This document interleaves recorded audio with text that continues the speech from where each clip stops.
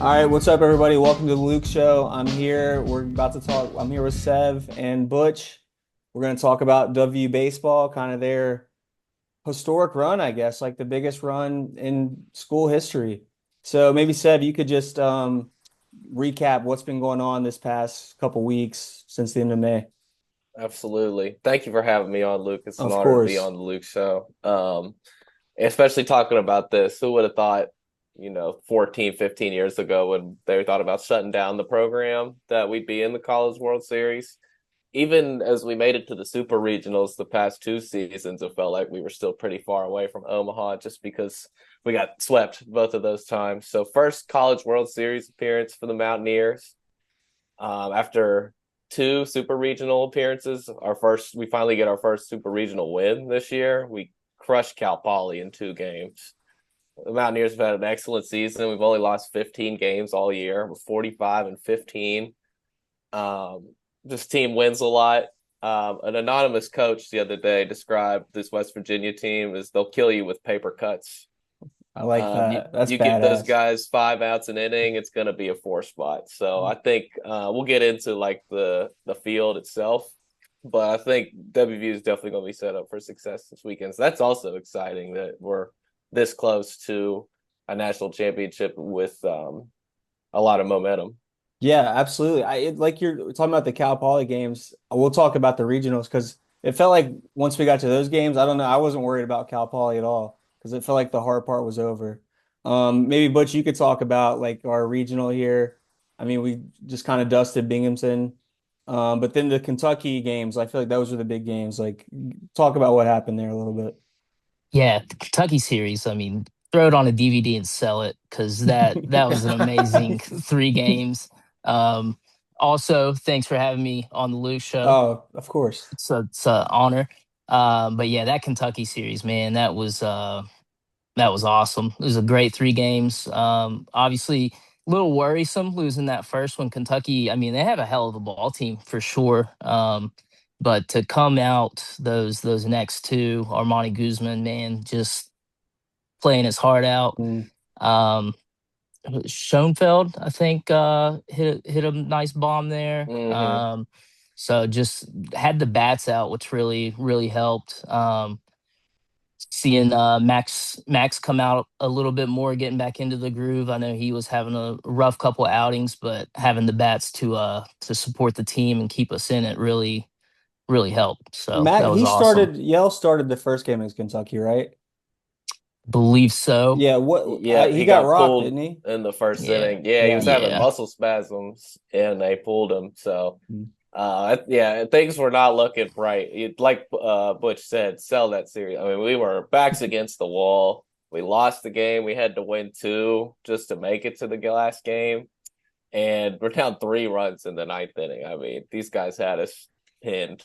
We just the show and Mm. fell bomb was the exclamation point on that one. That's so Just awesome. huge series, man. They Huge, when they especially balked in against the tying Kentucky. run, they brought that pitcher in and he looked like he had no chance. Blocked. Balked Yeah. in the run. That was so hype.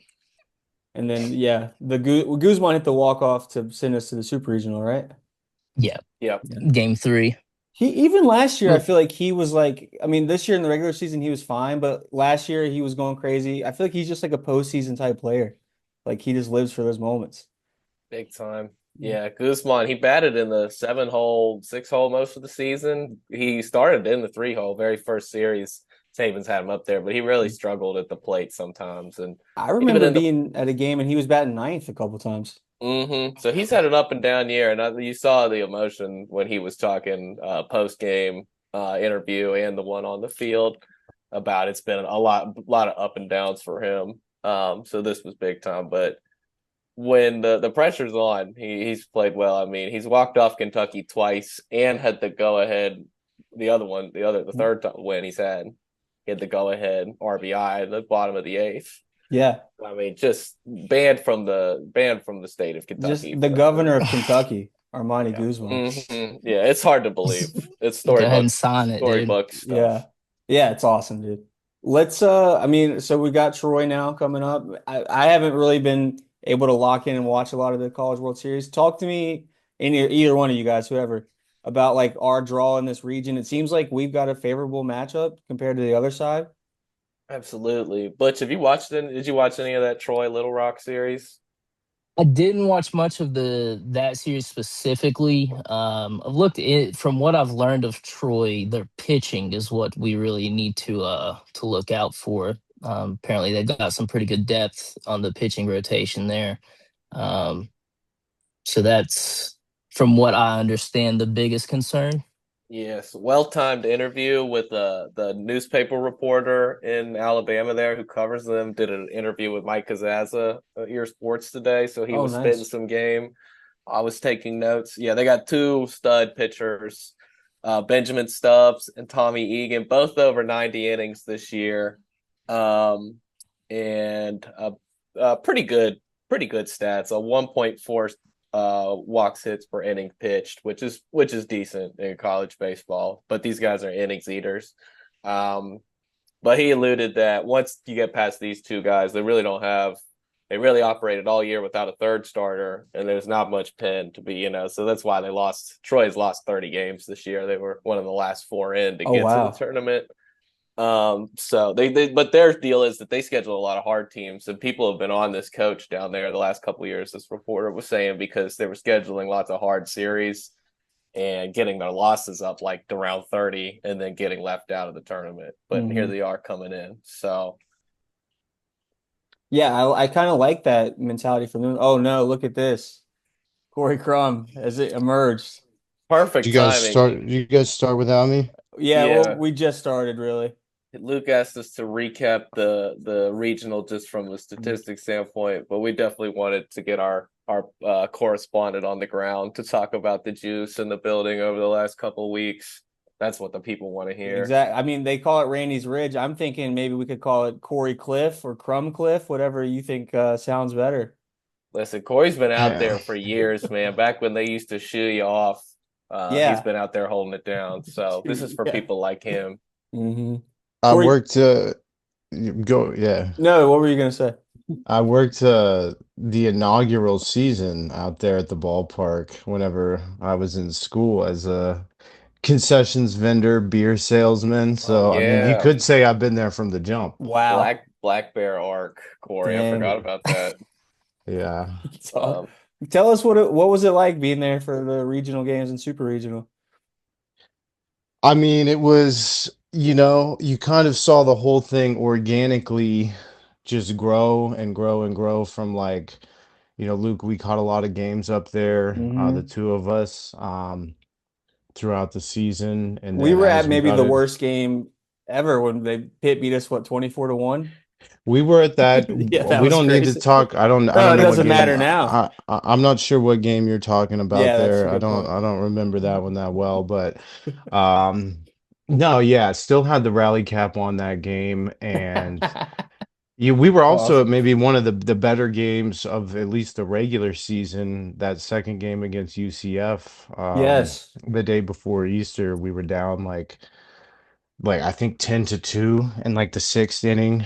The team came all the way back, scored 4 runs in the ninth to win 11. I think 11-10. So um, a lot of highs and lows up there, but yeah, I mean the first, just from the access standpoint, getting there, um, for like the first day of the regional, you could get there, throw out your chairs, not really any hassle from the police, not really any competition from fans. Um, and then it just kind of grew and grew and grew to the point where, people started lining up at 5. My mom lining up at 5. Shout out to my mom. 5 in the morning just to get like the first spot. She's on the video that the university posted, her and Frank Oh, sprinting nice. to the top of the hill. Um, but yeah, I mean, what an electric scene. Pepperoni rolls, Maisie walking around, taking pictures with the fans, the Mountaineer up there. Not really a bad seat in or out of the house. No. Yeah, it's fun. I love sitting up there. I think you get a great view of everything. It'd be cool if they just put like they should just build like little bleachers up there so you could like I was at Wrigley Field, they kind of have that set up. Yeah, yeah. Mm. They could put a slide, for the kids going down the hill, like a Nice. little playground or something. There's a Mm. lot you could do. Yeah, for sure. All right, so where before you got here, Sev was talking. We were getting into the Troy WVU matchup. Yeah, I Yes, kind of sir. forgot where we left off with that, but if anyone wants to jump in, we haven't even talked about Gavin Kelly yet, which is insane that we've Yeah, gone this Butch. long. Butch alluded to the pitching, the two Mm. stud pitchers they have. I don't know which one we'll see. They're both kind of, the same guy. Um, I'll definitely talk about. I'm gonna just give my Troy scouting report just from what this Please. reporter was talking about, what I've seen on Twitter. Um, these guys hit bombs. I mean, they're super regional scores were just off the charts. I mean, they go into Gainesville, one of the probably more hostile SEC stadiums, and they put runs all over them, all on any team in the regional. So they got two guys that hit about 340, started 67 games for them this year, and so these guys have just been raking all year. The averages definitely for these guys are low, but that's because they have five guys with 10 plus home runs this season, and WVU just has one guy with more than 10 bombs, and that's Gavin Kelly with Mm. 17, The GOAT. including four in the postseason. So Mm. their two best hitters, Aaron Pizecki and Jimmy Janicki. Wow. So Oh yeah, I gosh. don't know what kind of folks these are, but Janicki will probably get a lot of play He's this got year. 19 home runs I'm seeing right now. Yeah. Jeez. Um these guys can match. Mm. So that leads me into talking about the pitching matchup, who we're gonna throw. Uh, listen, overall, trust Savins. This guy has earned his call, but I would probably elect to throw Chance and Cole. Mainly because if this Troy team, probably the best offense of the three, if we face UNC or Ole Miss, these guys, UNC, Ole Miss, they kind of escaped low scoring games with their stud pitching over their series. So if we're probably going to throw maybe our best arm, which right now it's probably Cole because he doesn't throw anything in the middle and top half of the zone. That game against Cal Poly, game one of the Super Regional, was a clinic from our boy. He just shoved the bottom of the zone all night, and he just put these guys to bed. And so, a team that hits a lot of bombs, you want a guy who can throw the sinker, who can get ground ball outs, because Charles Schwab Field is what they were saying is a park that definitely a pitcher's park. It's going to keep the ball in, but with a team like Troy, they could probably still lift it off guys like who are working the upper part of the zone, like Yale likes to do. He's just got the blow you away fastball. But Chance Mm. and Cole probably doesn't even touch 90. He works 85 to 88, but just pounds the sinker in there.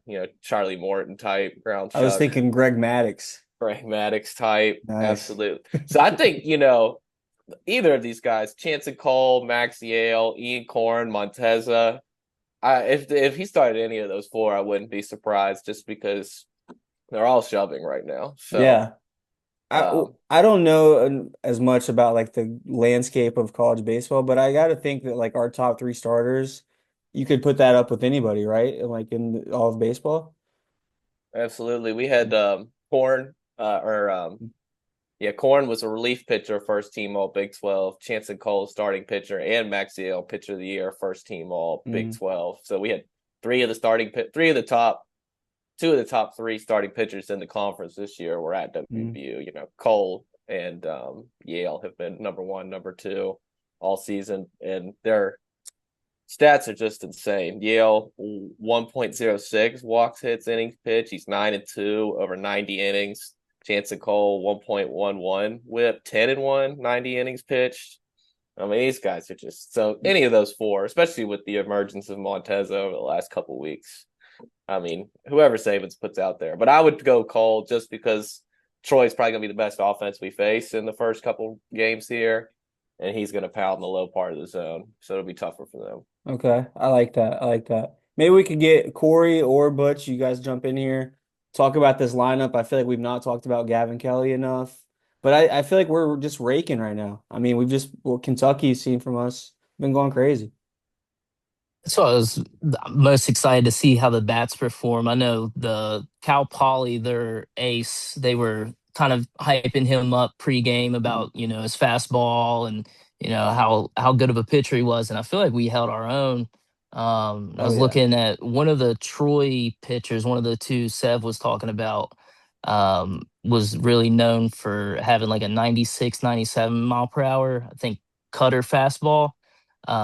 So if that's the case, I have, pretty good faith in the bats to get it going. Um, Especially with Sabins, you never really know, what to expect. Like Seth said, can kill you with paper cuts. So as long as we get the bats going, I think we got a good chance there. Yeah, totally. Corey, Yeah, your thoughts here? yeah. I mean, just on Chance and Max, I know that they're like the only two, at least, dual starting pitchers that WVU's had. The second time in its history that have gotten over 100 Ks on the year. Chancellor with 106 and Max with 105. The last time we did that was 2019 with Manoa and Nick Snyder. Manoa ended up having an astounding 144 strikeouts that year. But yeah, I mean those two guys are hot. It's a shame we don't have David Perez for this because I think towards the beginning of the year he was maybe one of the more reliable pitchers that we did have. Um, but yeah, I mean, you want to talk about Kelly? I got a chance to break down all the batting stats, at least, hoping to do some more, but the batting stats of all the 8 teams remaining in the World Series. Gavin Kelly, of players that have played in at least 6 games, has the third highest batting average of any player in the College World Series this year. Damn. And we actually have 2 players in the top 10 with Schoenfeld kind of rounding out the top 10 whenever you up it to, I think, at least 15 games played this year. Only half the teams have 2 players in the top 10.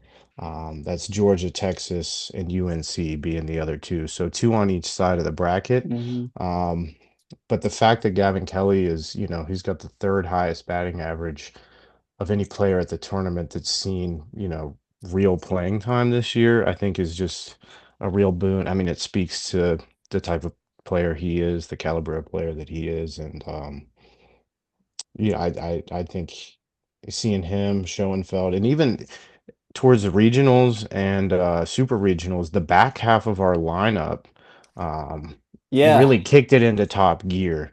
And that's something that, we haven't really played with the back half hitting as well as they did. If they can carry that momentum, which I don't see why they wouldn't. Tyrus Hall, I think, had like the highest batting average on the team through regionals and super regionals. And that's our 9 hole. So Mhm. Even Lumsden last game was hitting. Lumsden, yeah, Yeah. Lumsden is insane. I think Lumsden actually has the highest batting average in the playoffs, and Tyrus Hall's right up there. Dang. Lumsden is like a bat out of hell. I mean, he's just, for a guy that didn't play the first half of the season, I think he might have been brought into the game, that UCF game that we watched. Yeah, I remember that. We were talking about him, yeah. Yeah, he's been Yeah. incredible. The whole team really has. It feels like kind of just like we just have the juice right now. Like this run that we had to go on, losing that game to Kentucky and then just battling back.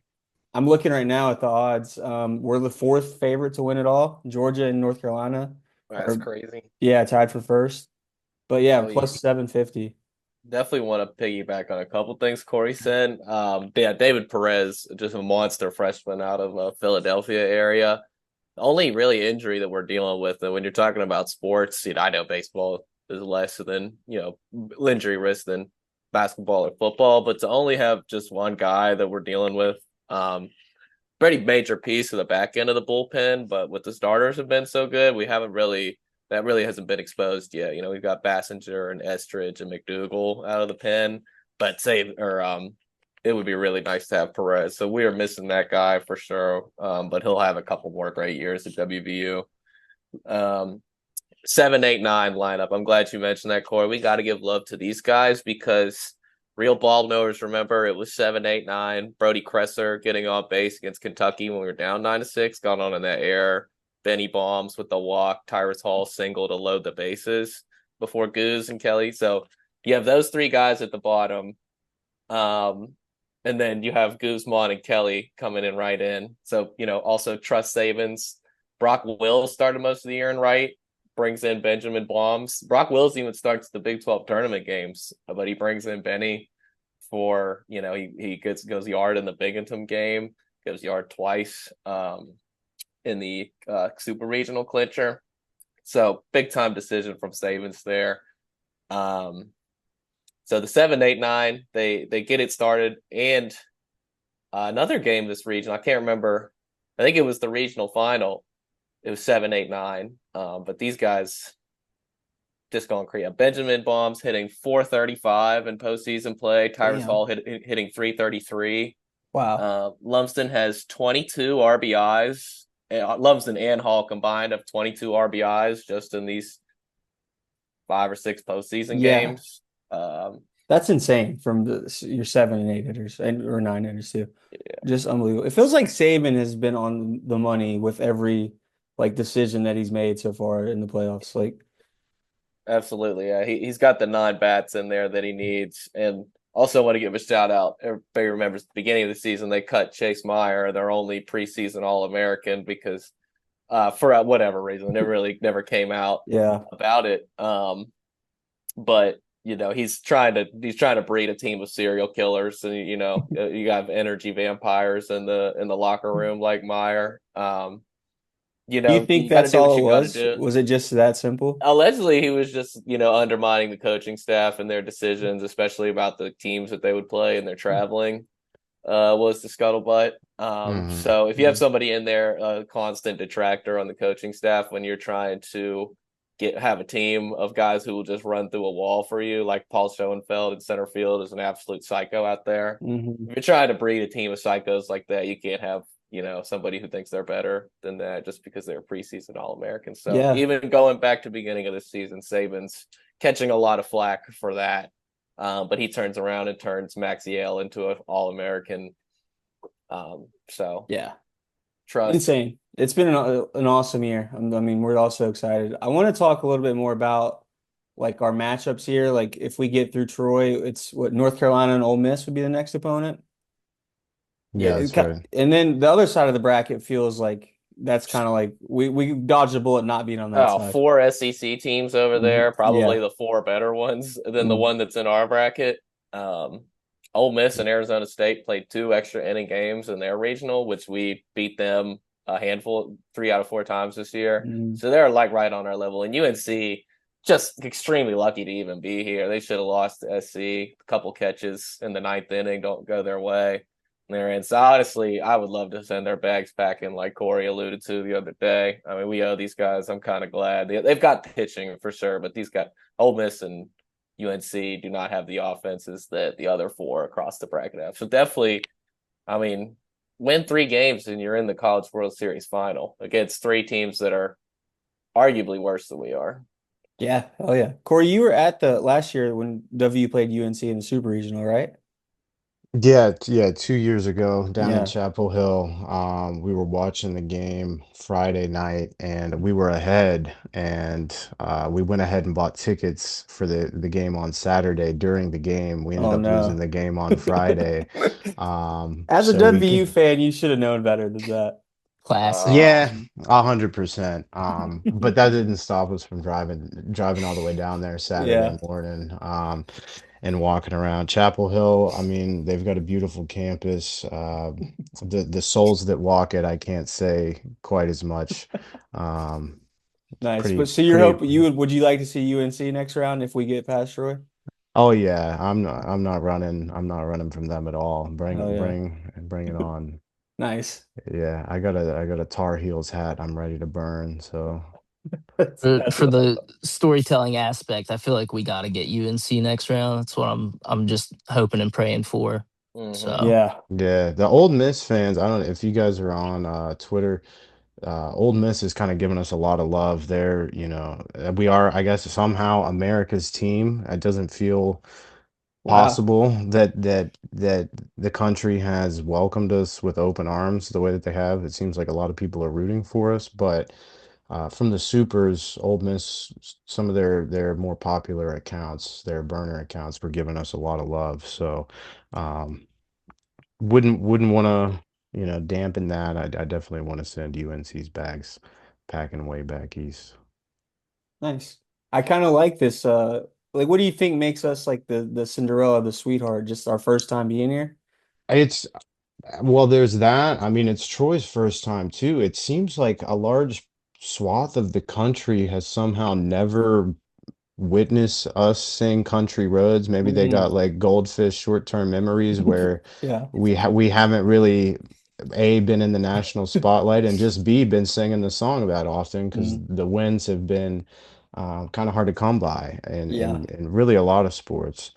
But yeah, the whole like ESPN, I don't know if it's McAfee, ESPN just leaving us on to sing the song on national TV.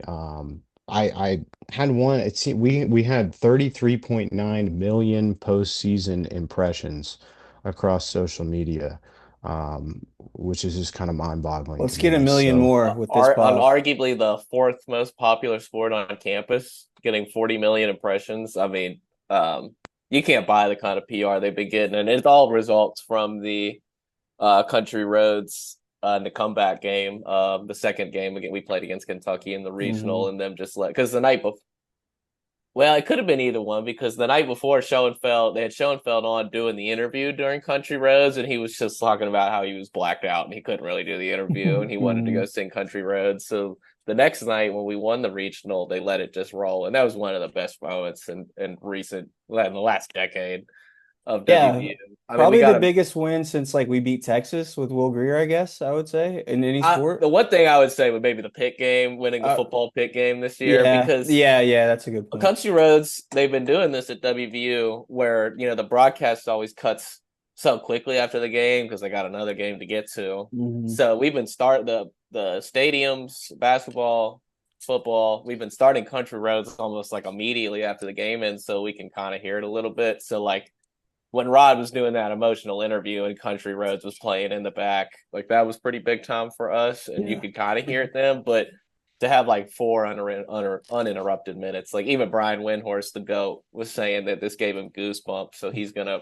pull up to Omaha Yeah. He's an to honorary watch this. Mountaineer now. So yeah, you can't buy this PR, Mm. man. And the last thing probably I'll have to say is we're just gonna. I feel like we're gonna kill it in the transfer class this year. Today we just got a commitment from Cash Williams, Oh, top nice. top 100 freshman out of Ooh. somewhere. But yeah, we've been killing the D2 transfer work. So only with this kind of spotlight this year, what it could do to get some real D1 hitters and things like Mm. there in there. And then Gavin Kelly's going to come back. He's got one more year. He's probably going to be the 1-1 pick in next year's draft.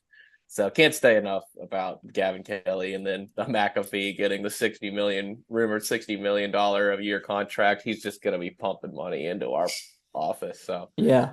good things ahead for WVU baseball, especially, and the university. Yeah, when do you think it's like this kind of started? This like because it's been we've had Manoa was a first round pick, Weatherholt was a first round pick, now Gavin Kelly. Like this like reemergence, we got the new stadium up there. I'm trying to like pinpoint exactly when like we really decided, hey, we want to fund this and be like a baseball school. I know that the training facility, I'm sure that plays an impact a Mm-hmm. little bit on some recruiting Mhm. classes there, especially having yeah, some big names coming up from all over the country just to, from the big leagues just to test it out and get better readouts. So hopefully that brings in some eyes and draws some attention. Yeah, wasn't Paul Skeens there not that long ago? Yeah, I think that's, if I'm not mistaken, where he trained at Mm. this off season, did Yeah. most of his pitching training and Yeah. stuff. So thank you, Yes. Mr. Kendrick. Yes. Thank you yes. Oh so yeah, much. that Yeah, I forgot about that. It is Kendrick Family Ballpark. Yeah, the ripple effect of the Diamondbacks making the World Series a couple of years ago and him getting the Damn. big payout and then just pumping it directly to Morgantown. Yeah. Crazy butterfly effect. Wow, we could have like a the domino meme, Diamondbacks World Series, WVU Omaha World Series champs. Direct Um, correlation. Yes, yeah, can I'm say no just more. excited to watch us, man. I mean, we're getting the first game of the World, so they'll have the big preview. Pat McAfee shows going live from the bar on Friday morning to lead that right into the game.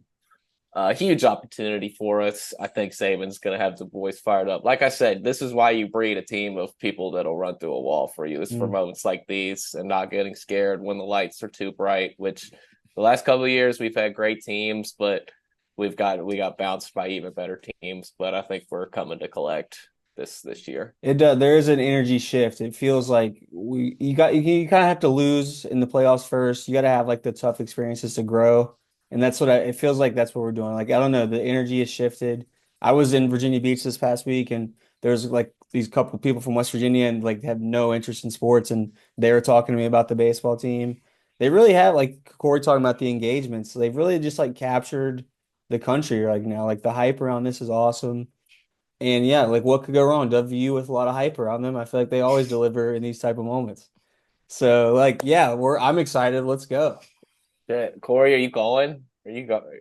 I was thinking about it. I couldn't really get anybody to go. Ultimately, it was like you get out there, I knew what they were going to put us in the early game. Mm-hmm. Um, I wanted to be there for this weekend just with all the teams in town, the energy Mm-hmm. I'm sure is going to be amazing. When I made it to Indianapolis for the March Madness in COVID, whenever every single game was in Indy, and just being around all the fans and everybody, the hype, the excitement for the unknown is really cool. Ultimately, I think I kind of lined out on, if things go pretty well this weekend, because I wasn't going to be there for the middle of the week, Mm-hmm. and also probably wasn't going to be there for the later game on Sunday, which obviously fingers crossed we Mm. make it to that Mm-hmm. 6 Central game. So yeah, I mean, selling out for next weekend, For the knocking on final, this baby. Yep. knocking on this oak wood. Um, and I hope to bring as many people with me. Let's Hopefully we commit. get that spreader. We're in the championship. Luke show live from Omaha. Us four right now. Corey Let's flies us out go. there and we go crazy. Let's Let's do it. go. 14 hours in the whip, baby. Hell Why yeah. is it so what is the Midwest, dude? Why is it so far away? Yeah, It's like and there's nothing between here and there either. dude, what the fuck? Yeah. Corey, you had something about where this team started and where they are now. Yeah, I mean, if you want to talk about starting from the bottom, now we're here. I mean, the team opened the season February 13th, stuck in an elevator in at a Spring Hill Suites in Statesboro, Georgia. They had to get rescued by the local Statesboro Fire Department as we were trying to play Georgia Southern in the opening weekend of the season. Um, and look at us now, baby. I mean, we're in Omaha, touchdown today. So it's like,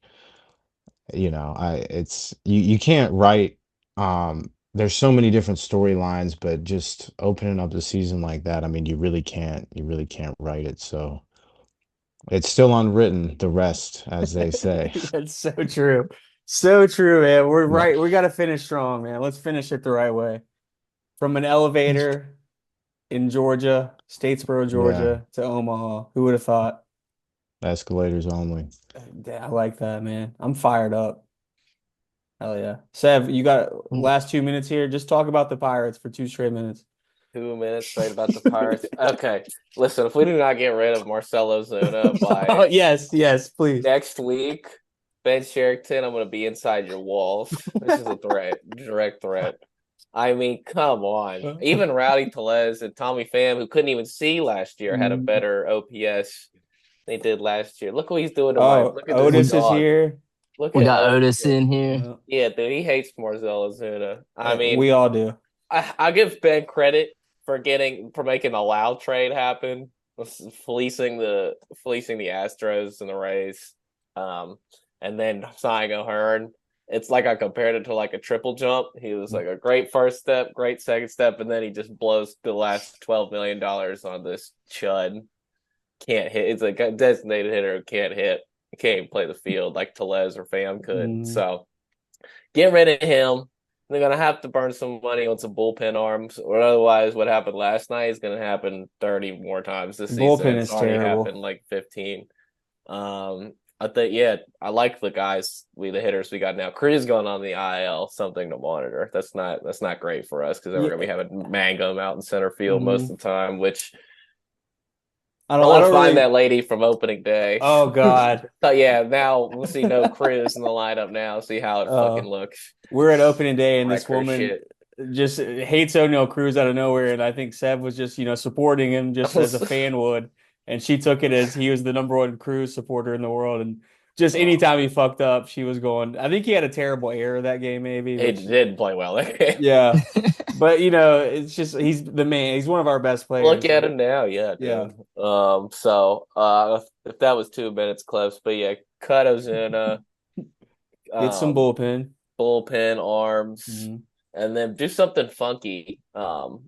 Try gets a couple hitters in here at the deadline, like we did in 2013 when we brought Marlon Byrd and Justin Murneau in, two Oh big yeah, bats who were big for us in October.